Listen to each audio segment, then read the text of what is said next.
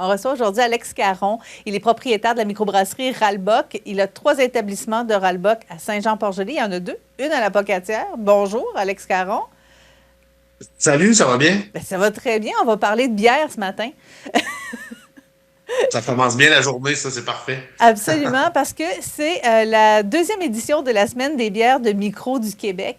Ça débute aujourd'hui, le 21 avril. Ça se poursuit jusqu'au 30 avril prochain. Et il y a beaucoup d'activités qui vont être proposées dans Chaudière-Appalaches. Ouais, c'est ça. Il y a beaucoup d'activités, même partout au Québec, je dirais. Là, évidemment, ce qui est le fun maintenant, c'est qu'il y a des brasseries partout au Québec. Donc, il y a moyen en fait de profiter du talent de nos artisans brasseurs partout sur le territoire. Il y en a pratiquement dans toutes les régions administratives. Puis, effectivement, là, ici dans le Chaudière-Appalaches, on fait quand même bonne figure. Là, on a tout près d'une quinzaine de brasseries maintenant sur le territoire. Puis, il y a effectivement, bon, durant toute cette semaine-là, toutes sortes d'activités, que ce soit des dégustations en magasin, des portes ouvertes dans les brasseries. Il y a également des lancements de produits, des ateliers dégustation. Donc, il y a tout le volet aussi éducatif qui rentre là-dedans, qui fait partie de la mission des brasseries, puis aussi de notre association, en fait, là, qui est Bière de Micro du Québec. Là.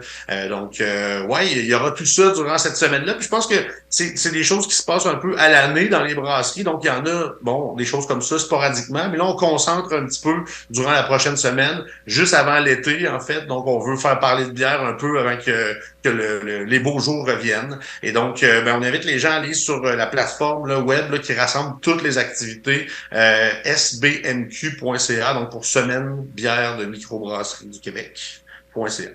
Et plus particulièrement, qu'est-ce qui va se passer chez vous? Ben écoute, ouais, c'est ça, je peux te parler encore plus de ce qui se passe chez nous, évidemment, là, c'est plus proche. Nous, on a beaucoup de dégustations là, dans les magasins, entre autres Québec, là, on fait un blitz en fin de semaine, puis on fait aussi un autre blitz plutôt du côté de l'ouest de la province dans la fin de semaine suivante. Ça, on voulait le faire, parce que nous autres, on trouve que c'est une bonne façon de faire rayonner bon la région ailleurs au Québec. Tu sais, on se déplace dans les grands centres, évidemment, là où ça se passe beaucoup avant la saison touristique. Mais nous, c'est tombe aussi cette année que c'est notre 8e anniversaire, en fait, le 1er mai, là, mais on va fêter ça vendredi, le 28 avril, donc vendredi prochain. Et puis, donc, il y aura bon, des petites dégustations, une programmation spéciale là, durant la soirée, puis aussi un karaoké. Bon, parce que c'est le fun, le karaoké, puis tout le monde aime ça.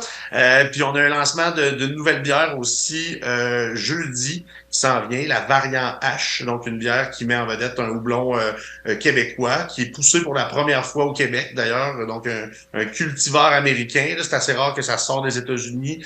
Donc, une houblonnière là, bien implantée au Québec qui a fait pousser ça. Donc, ça va nous faire plaisir de présenter ça aux gens. Puis, on va avoir aussi là, un atelier dégustation et, bon, disons, initiation à la dégustation puis initiation au monde des microbrasseries aussi là samedi après-midi prochain. On va mettre tous les détails en ligne là pour cet événement-là. D'ailleurs, là, c'est pas tout à fait sorti là sur notre Facebook.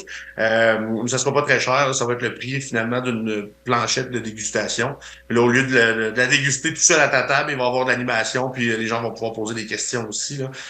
Il y a l'aspect justement bon transmission de connaissances là, qui est vraiment bien là, dans cette semaine-là. Puis on le sait, là, on le voit, les gens viennent nous voir puis ils nous posent souvent beaucoup de questions. C'est souvent les mêmes questions qui reviennent aussi. Donc, il y a une curiosité des gens par rapport à la bière. C'est un peu mystérieux quand même aussi quand on y pense. Donc, c'est une belle façon, là, je pense, d'en profiter pour aller poser des questions à vos brasseries préférées.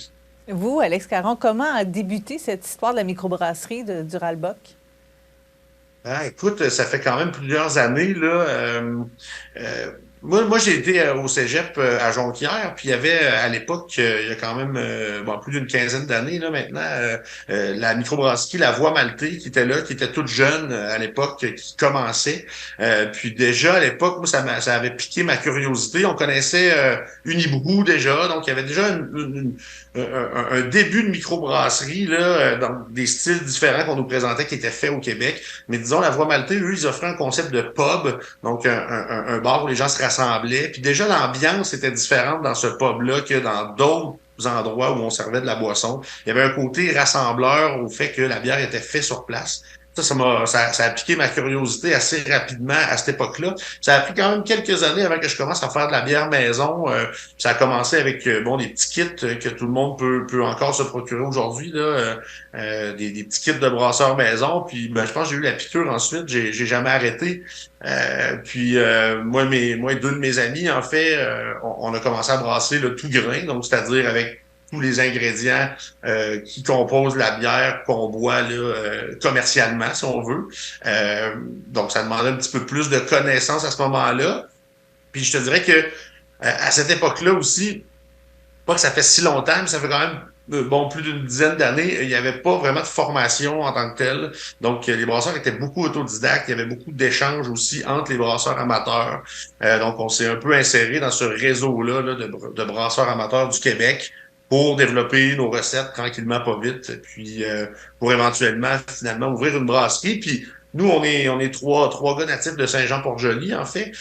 Donc, c'était logique pour nous de partir ça à cet endroit-là.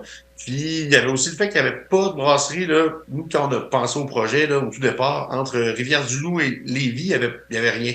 Il est venu la tête d'allumette pas longtemps après. Puis bon, maintenant, Montmagny, avec Côte-du-Sud, puis tu sais, il y en a d'autres maintenant, puis la baleine endiablée, entre autres, à Rivière-Ouelle. Fait que ça, c'est super cool. Mais à l'époque, il n'y avait pas tant que ça, finalement, de bière de microbrasserie, ni dans les épiceries. Donc, il n'y avait pas d'accès à un produit bon un peu plus raffiné là, en termes de bière.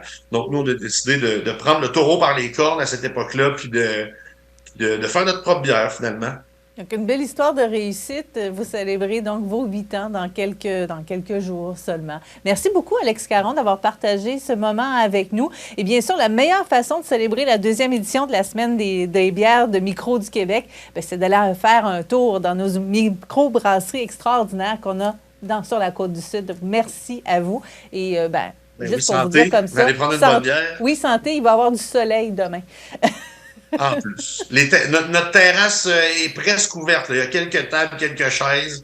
Donc, les gens attendent ça avec impatience, là. Donc, vous pouvez commencer à profiter de l'été dès maintenant. Merci. Merci beaucoup.